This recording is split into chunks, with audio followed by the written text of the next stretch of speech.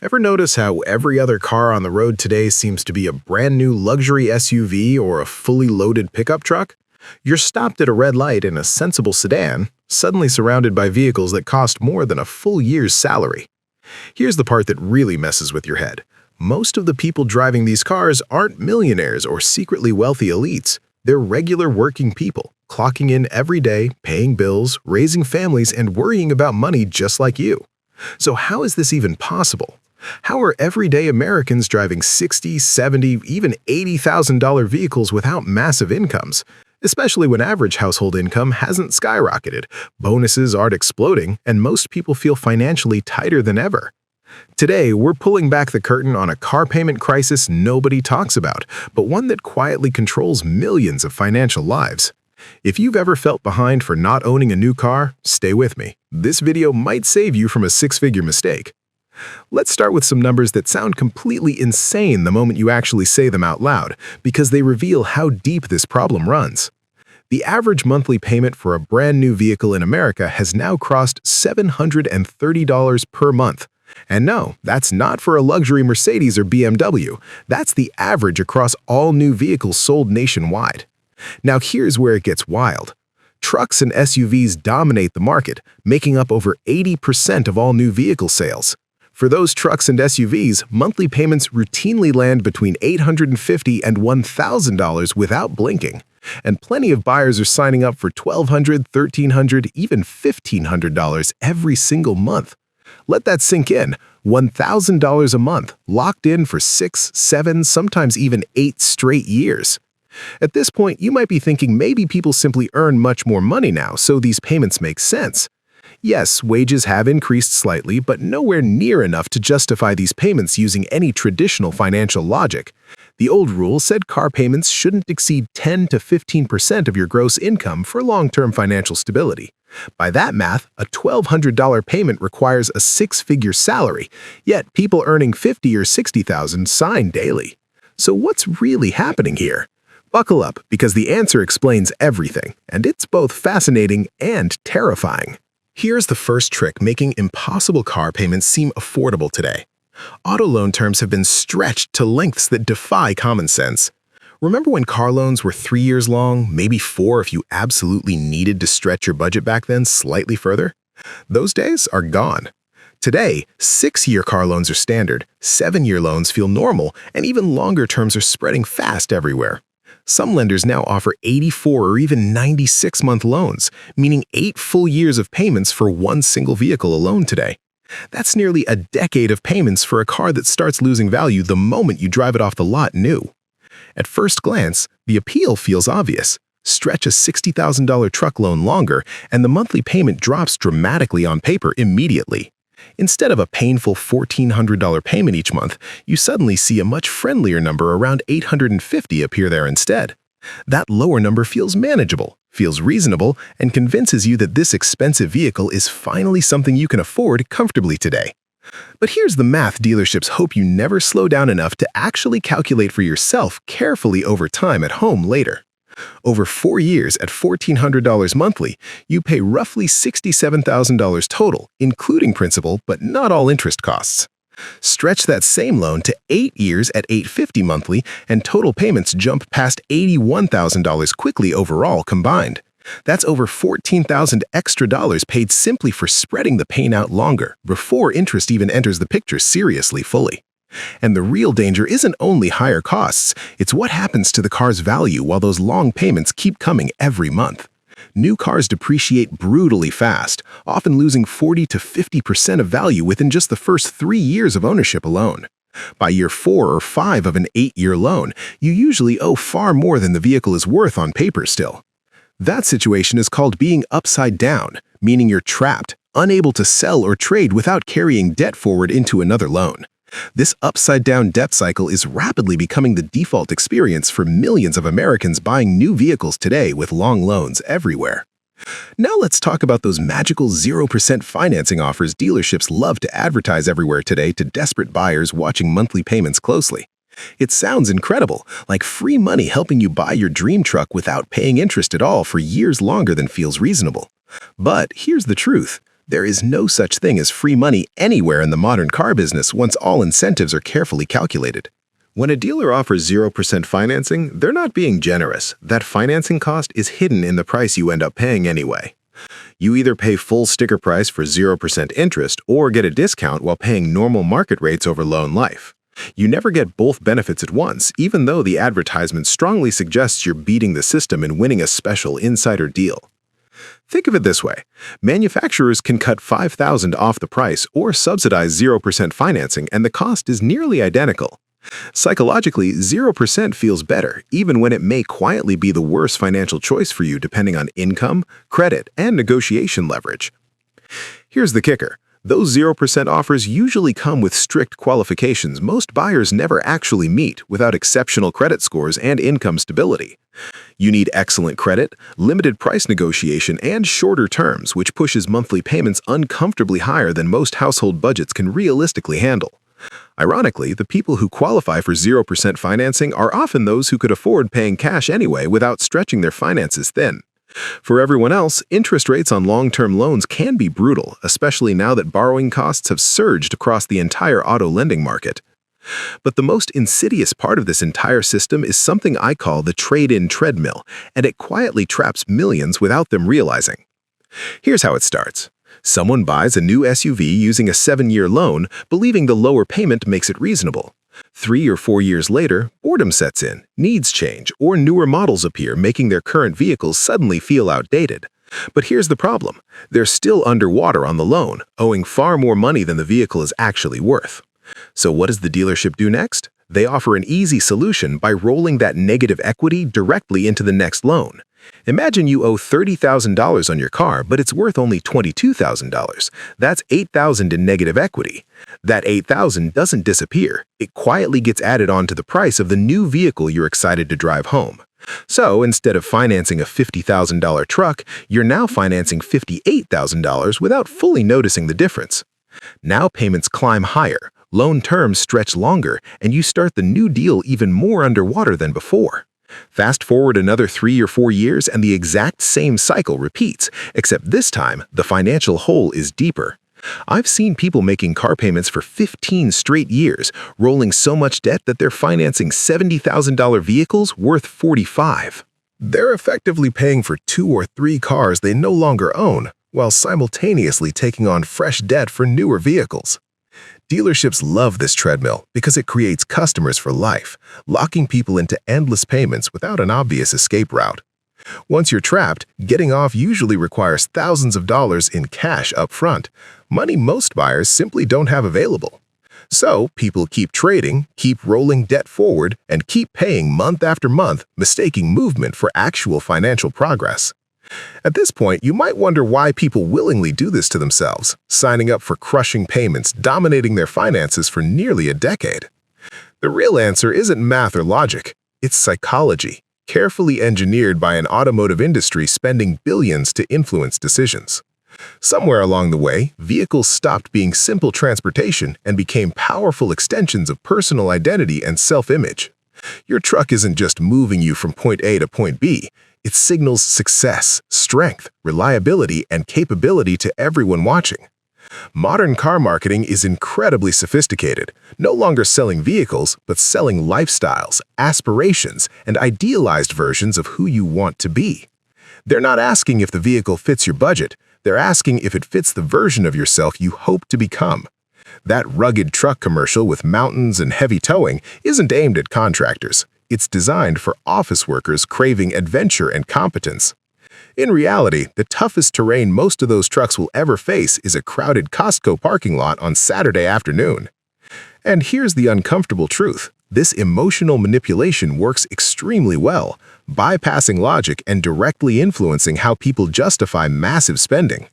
When you're buying identity instead of transportation, a $900 payment stops feeling like debt and starts feeling like self-investment. People tell themselves, I work hard, I deserve something nice, without questioning what that belief quietly costs their future financial freedom. And I understand that feeling, but here's what almost nobody considers when emotion replaces math in one of life's biggest purchases. Let's talk about what these massive car payments truly cost people beyond the monthly number they fixate on every single month. Because the payment is only the beginning, not the full price of ownership most buyers ever calculate honestly.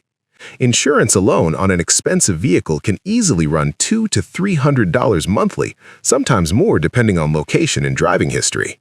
Add fuel costs, drive a truck getting 15 miles per gallon while commuting daily, and gas can reach $300 to $400 monthly. Modern vehicles are incredibly complex machines, packed with technology, sensors, and premium components that dramatically increase repair and maintenance costs.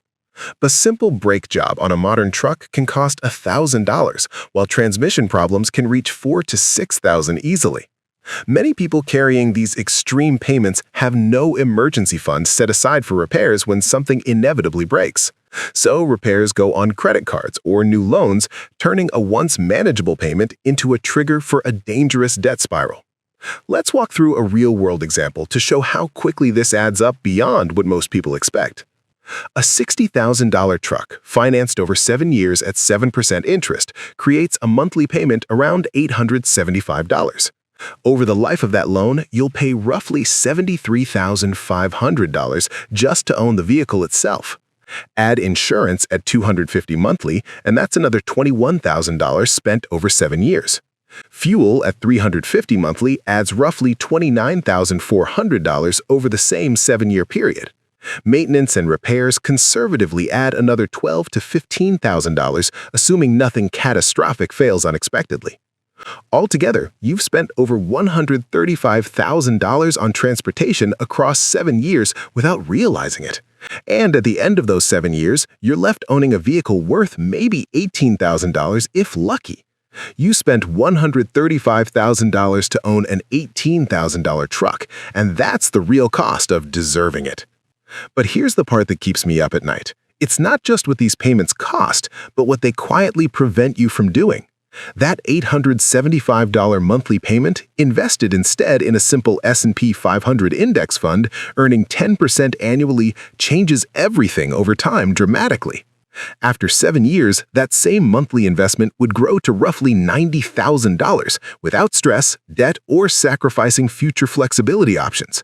Not only would they avoid the truck's financial burden, they'd actively build real wealth instead of slowly destroying it over time long-term. But the damage deepens when you consider what people quietly sacrifice just to keep those payments working each month year after year.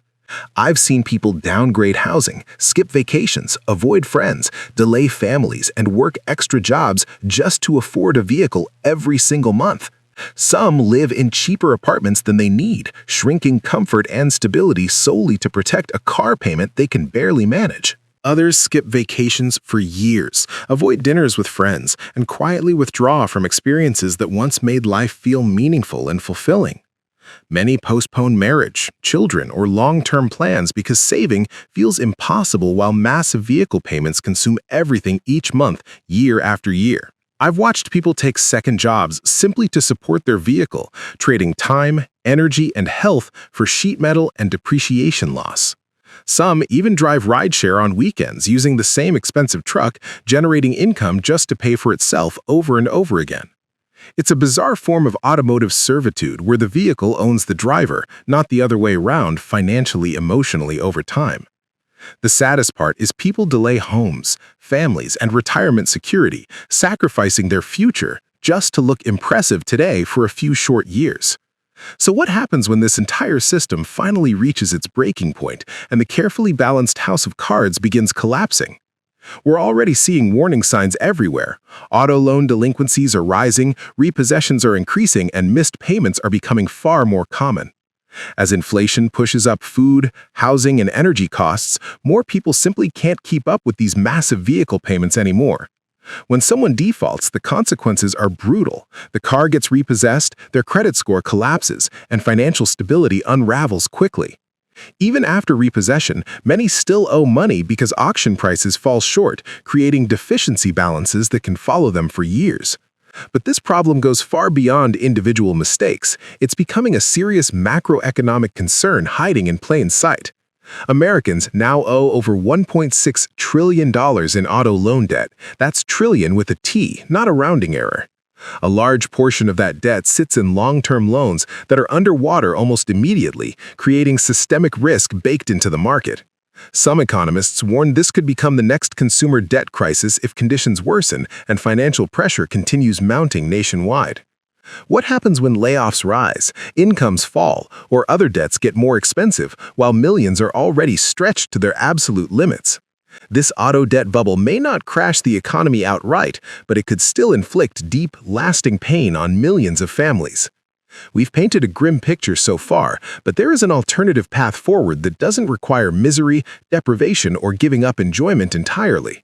This isn't about driving a falling-apart beater forever. It's about approaching vehicle ownership with intention, restraint, and long-term clarity. There is a smarter way to own vehicles without sacrificing freedom, flexibility, or your future financial stability. First, seriously consider buying used. 3- or 4-year-old vehicles already absorbed heavy depreciation, but still deliver reliability and modern features. You often get a vehicle that's 90% as good for roughly 60% of the original price. Second, if buying new, purchase less car than you technically can afford. Approval limits are not spending recommendations. Just because a dealer approves you for a $70,000 truck doesn't mean buying one is a smart decision. Third, make a meaningful down payment and choose the shortest loan term you can realistically manage, even if it feels uncomfortable initially. This runs against dealership incentives, but shorter loans save tens of thousands and dramatically reduce the risk of negative equity traps. Fourth, focus on total cost of ownership, not monthly payments, by calculating insurance, fuel, maintenance, and depreciation over several years. That 5-year total is the real price of the vehicle, and it tells a much more honest story than any monthly payment. Finally, disconnect your self-worth from your car. It's not who you are, just a depreciating tool that moves you through life. The faster identity separates from vehicles, the faster rational decisions return, and real financial freedom becomes possible again. I'm not here to judge anyone's choices. If someone affords a $1,200 payment without harming goals, more power to them and peace of mind. For most people, extreme car payments misallocate resources, trading future security for present status, while sacrificing freedom, calm, and emergency resilience and long-term stability. They give up what matters: financial freedom, peace of mind, and flexibility for a depreciating asset worth a fraction within years of purchase price. The industry engineered a system making impossible payments seem possible by spotlighting monthly numbers while hiding total cost, risk, and long-term consequences overall. They weaponized psychology and status anxiety to override logic, nudging decisions that feel smart today but punish tomorrow financially and emotionally over time. Now you know the trick, you've seen behind the curtain, and the question is what you'll do next with this information wisely. Next time a shiny truck tempts you, pause and run the math before emotions take the wheel, and long-term goals matter most. Calculate the true total cost, compare alternatives, and imagine what else that money could build for your life over 5 years ahead.